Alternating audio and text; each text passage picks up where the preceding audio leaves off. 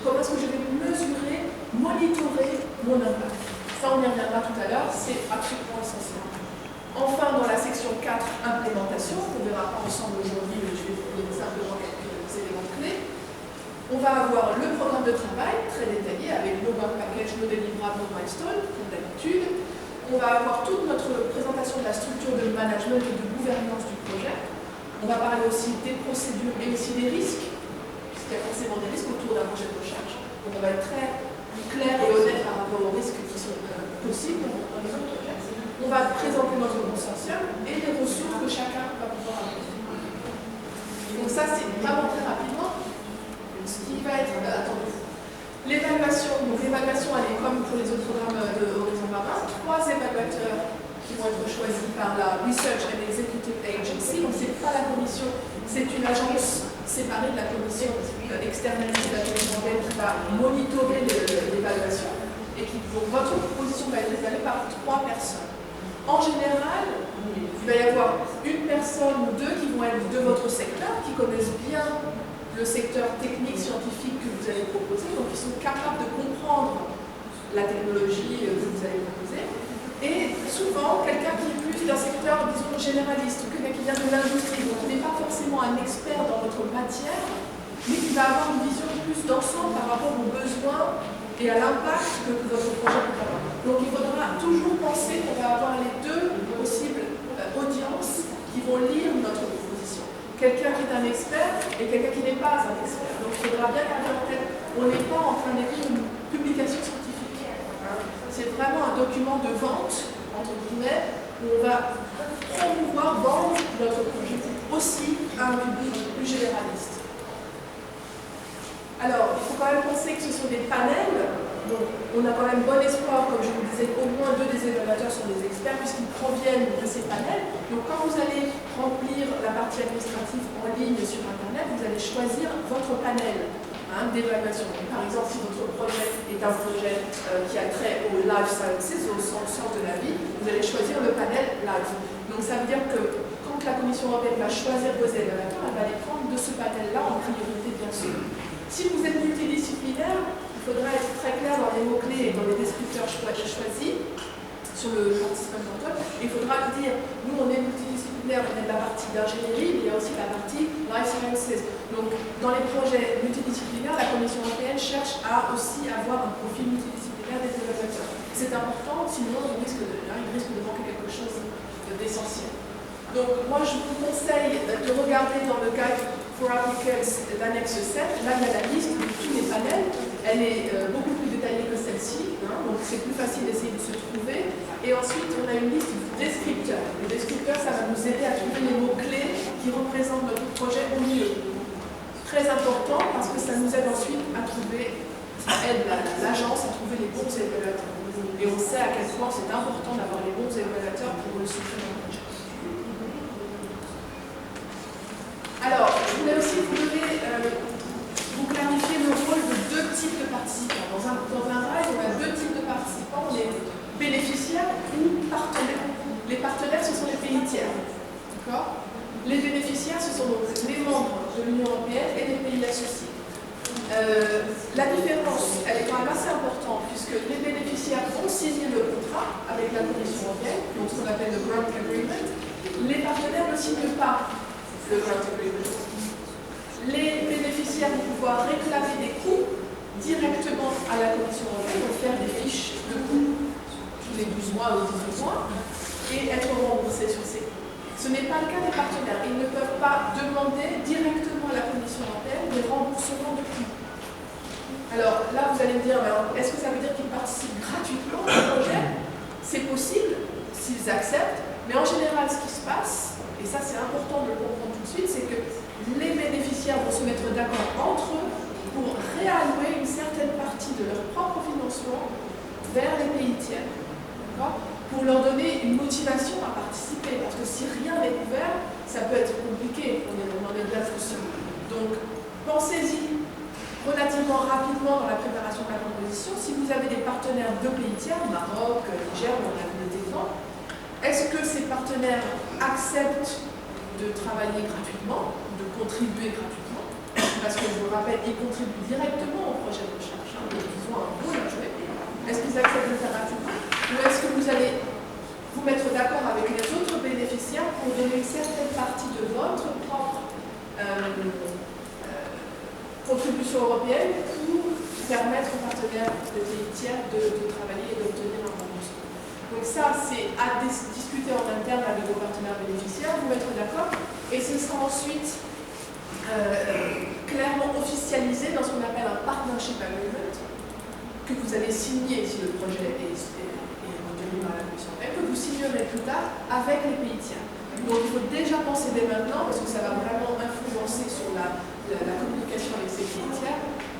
Est-ce qu'ils demandent un financement? Combien est-il besoin? Et puis, d'accord avec les autres bénéficiaires de réattribuer ce financement.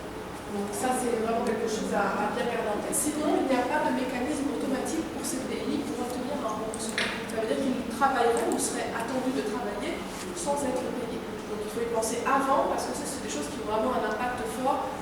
Un bénéficiaire pourrait dire, moi je refuse de donner une partie de ma contribution. Dans ce cas-là, comment on fait? Donc il faut pouvoir tout de suite en parler maintenant, parce que ça peut devenir l'éléphant dans la pièce ou après on ne sait plus quoi faire. Ah oui, alors je voulais aussi vous montrer ça. La Commission européenne, vous rappelez, le minimum c'est 3. Hein. On a vu que certains consortia peuvent être grands. On a vu tout à l'heure, il y avait 11 partenaires avec le projet sur les citrus. Il y en a qui sont encore plus grands que ça, 15, 16 partenaires. Bon, la Commission européenne, elle dit, et c'est clairement écrit dans le Guide for Applicants, hein, elle l'écrit dans son guide, 6 à 10. Moins de 6, elle trouve qu'il n'y a pas cette masse critique suffisante. Plus de 10, ok, possible, mais complications en termes de gestion, ça c'est sûr. Et puis, est-ce que vous n'allez pas diluer l'impact? Donc, 6-10, ça me paraît déjà pas mal, de toute façon.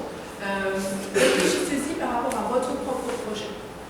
Ça, c'est la recommandation officielle de la Commission européenne. Vous pouvez faire plus, vous pouvez faire moins, mais à vos risques et périls. Très rapidement, sur la partie finance. De toute façon, elle n'est pas très compliquée parce qu'elle est calculée automatiquement. Elle est calculée automatiquement sur la base des personnes détachées. Donc à chaque fois que quelqu'un est détaché, ça déclenche un financement. Donc quand personne n'est détaché, il n'y a pas de financement, c'est pas compliqué. Le budget du RISE est calculé sur la base de combien de personnes voyagent et pour combien de temps. Sont détachés pour combien de temps.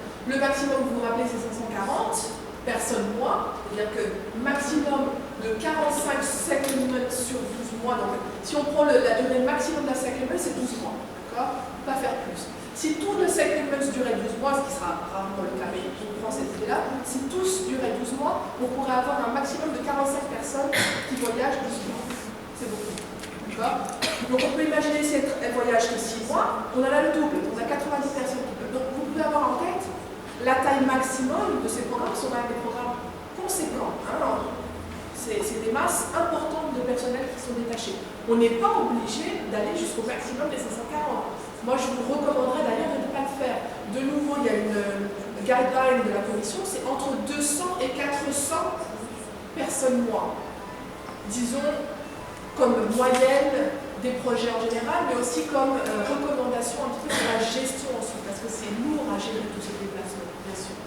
Donc, on part sur la base de combien de personnes sont détachées et pendant combien de temps.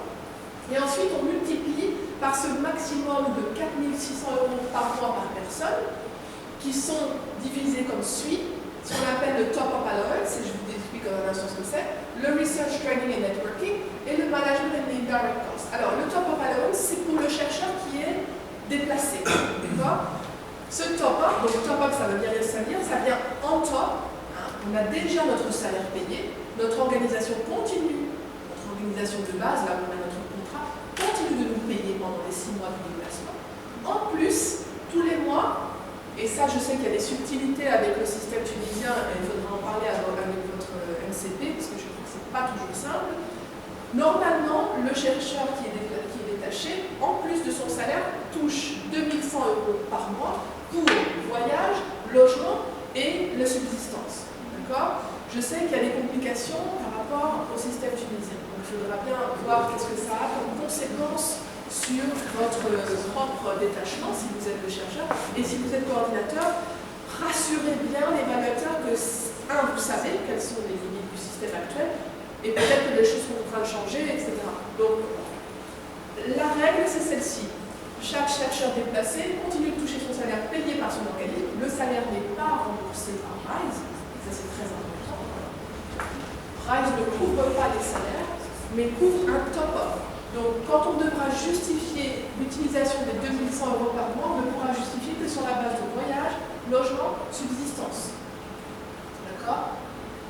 En plus de ça, l'organisation pour qui je travaille va pouvoir toucher chaque mois 1800 € de Research Training and Networking et de Management and Indirect Costs.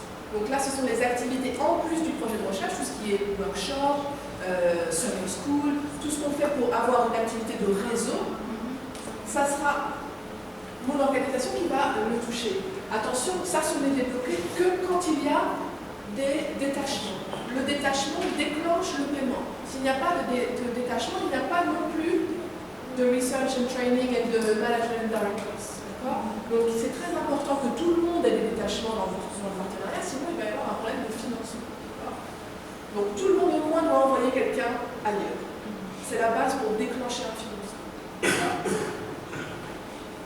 Ne vous inquiétez pas outre mesure, on en rediscute dans le détail pour chaque projet est bien sûr particulier, et puis on aura l'aide de notre collègue FCP et aussi de FCP Finance, donc vous êtes bien entourés. Mais sachez que de toute façon c'est automatique, donc le budget ne sera pas très compliqué. Une fois qu'on saura quels sont les second loans, les détachements, on saura aussi le budget.